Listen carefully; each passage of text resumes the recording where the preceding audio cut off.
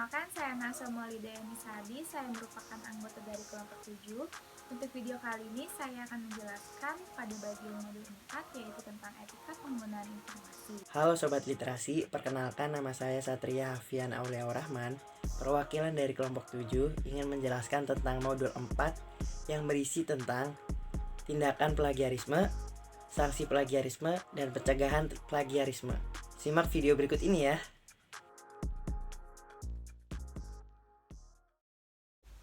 Nah, teman-teman tahu nggak sih apa itu etika penggunaan informasi? Etika penggunaan informasi adalah cabang etika yang terpusat pada hubungan antara penciptaan atau creation, pengorganisasian, pemancaran atau dissemination, dan penggunaan informasi serta standar etis dan kode moral yang mengatur perilaku manusia di masyarakat. Peran etika informasi telah berkembang dan menambah ke dalam berbagai bidang, seperti etika komputer, etika sistem informasi, masalah etika dalam manajemen sistem informasi, dan kebijakan informasi. Dalam modul ini juga terdapat isu-isu etika informasi. Terdapat 3 poin isu etika informasi. Yang pertama, isu etika informasi sebagai sumber daya informasi, seperti ketersediaan, keteraksesan, akurasi informasi, dan kesenjangan digital. Lalu yang kedua ada isu etika informasi sebagai etika lingkungan informasi, yaitu seperti kerahasiaan informasi, peretasan, dan vandalisme informasi. Dan yang terakhir ada isu etika informasi sebagai produk informasi, seperti akuntabilitas, reliabilitas informasi, plagiarisme, propaganda, misinformasi, dan disinformasi. Di dalam isu etika informasi tadi disebutkan bahwa isu etika informasi sebagai produk informasi dan di dalamnya terdapat plagiarisme. Plagiarisme apa sih? Plagiarisme adalah penjiplakan yang melanggar hak cipta yang dilakukan secara sengaja atau tidak sengaja dengan mengutip sebagian besar atau seluruh karya orang lain tanpa menyatakan sumber awalnya. Dan menurut Sulistyo Basuki, plagiarisme adalah pengumuman sebuah karya atau pengetahuan seni oleh ilmuwan kepada publik atas semua atau sebagian besar karya tanpa menyebutkan nama sang pengarang. Tindakan seperti apa ya yang dapat dikatakan sebagai tindakan plagiarisme? Yaitu plagiarisme atas sumber atau plagiarism of source, plagiarisme ide atau plagiarism of ideas, plagiarisme kata demi kata atau word for word plagiarism. Contohnya seperti mengakui tulisan orang lain sebagai tulisan sendiri, meringkas dan memparafrasekan, atau mengutip tak langsung tanpa menyebutkan sumbernya dan mengakui temuan orang lain sebagai kepunyaan sendiri. Nah, jika kalian melakukan tindakan plagiarisme, seperti yang sudah dijelaskan tadi, kalian dapat terkena sanksi plagiarisme loh. Untuk bidang akademik dapat terkena sanksi pencabutan ijazah hingga pencabutan gelar, sesuai dengan pasal 25 Undang-Undang Nomor 20 Tahun 2003. Untuk itu, kalian harus menghindari tindakan plagiarisme agar tidak kena sanksi plagiarisme. Kira-kira gimana ya caranya? Simak yuk. Pertama, melakukan parafrase, yaitu dengan menyebutkan kembali informasi dari sumber lain menggunakan kata-kata kita sendiri. Kedua, melakukan sitasi, yaitu pencantuman sumber setiap kali menggunakan gagasan atau tulisan karya orang lain. Ketiga, menyebarkan informasi hasil penelitian dan karya tulis lainnya melalui publikasi dalam jurnal ataupun buletin ilmiah. Untuk tutorial Mendeley akan dijelaskan oleh teman saya yaitu Nashwa. Oke, di sini saya akan menjelaskan dan memberikan tutorial menggunakan aplikasi Mendeley. Pertama, kalian download dulu aplikasi Mendeley melalui website dengan mengetik www.mendeley.com/download. Di sini kalian bisa pilih Mendeley Desktop. Lalu kalian akan ditampilkan pada laman seperti ini. Kalian tinggal klik download. Karena saya sudah mendownload, maka akan saya skip.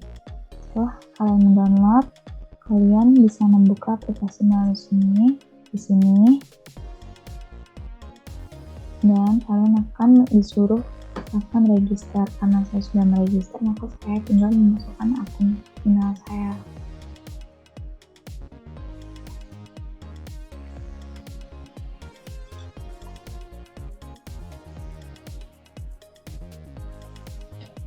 Ini saya sign dan akan ditampilkan dengan laman seperti ini. Karena saya sudah mengupload beberapa folder, ini saya membuat folder jurnal dan folder skripsi. Jika kalian ingin membuat folder baru, kalian tinggal mengetik pada create folder. Di sini saya akan menggunakan folder skripsi. Lalu, jika kalian ingin menggunakan aplikasi Mendeley, kalian harus menyambungkan aplikasi Mendeley dengan aplikasi Microsoft Word. Di sini kalian tinggal mengetik Mendeley site dan akan muncul tampilan seperti ini.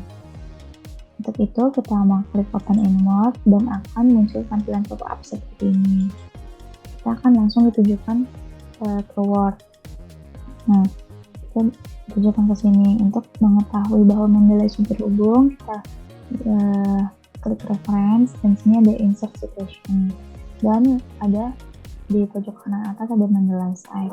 Untuk itu kita membuat folder baru dengan mengetik ctrl+m, lalu kita ke reference untuk membuat citasi. Kita klik Mendeley site pada bagian pojok kanan atas.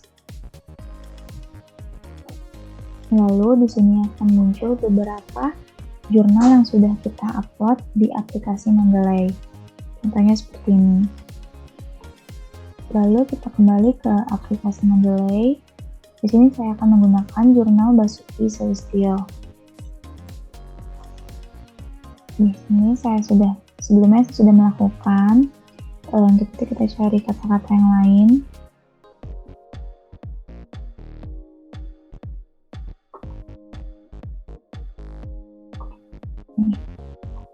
Etika informasi adalah cabang etika. Kita copy, lalu kita parafrasekan melalui Google. Kita paste dan parafrase. Dan akan muncul seperti ini kata yang sudah diparafrase, kita copy kembali, terus kita paste di Word.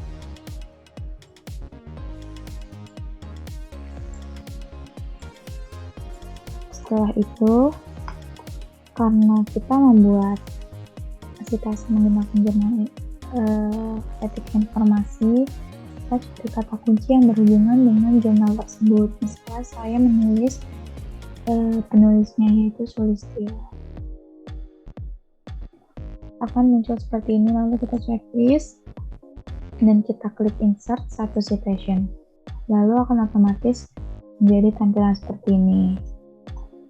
Yang kedua, dengan membuat daftar pustaka. Untuk membuat daftar pustaka, kalian mengklik more dan insert bibliography, lalu continue, dan akan muncul otomatis daftar pustaka seperti ini. Sepertinya itu yang bisa saya tampilkan kepada kalian. Mohon maaf jika masih belum jelas.